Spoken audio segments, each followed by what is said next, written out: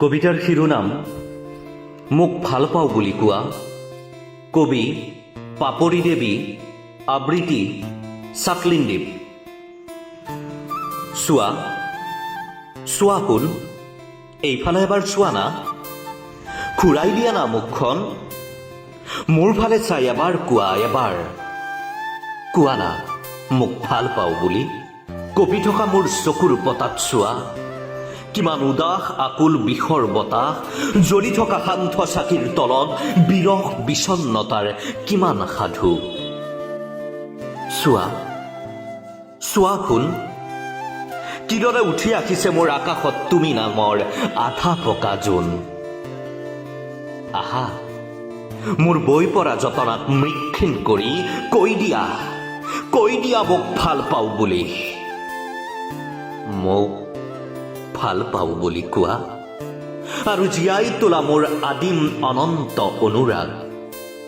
মোক ভাল পাওঁ বুলি কোৱা আৰু লিখি দিয়া প্ৰেমৰ কাজলীয়া উপন্যাস। মই বতাহৰ পৰা আনি দিম শীতলতা, ৰদৰ পৰা আনি দিম বিশুদ্ধ উচ্চতা। মই সাত সাগৰ তেৰাও নদী পাৰ হৈ উৰুৱাই দিম ভাল পোৱাৰ পতাকা। মই সাত সাগৰ তেৰাও নদী পাৰ হৈ উৰুৱাই দিম ভাল পোৱাৰ পতাকা। মোক এবাৰ ভাল পাওঁ বুলি কোৱা। মোৰ সুখৰ ৰাতিবোৰত ফুলি উঠা ক্ৰিকচেহ নিঃমাম তুমি, মোৰ উশাহৰ বাকৰিত উদয় হোৱা শীতৰ সূৰ্য তুমি। ভাল পোৱাৰ চিৰি বগাই মই লৈ আহিম পাহাৰী সুগন্ধি, যতনাৰ গতিৰোধত পাৰ হৈ মই লিখিম সিপাৰে, চকুলো মুচি শিল হাঁহিৰ ফলক।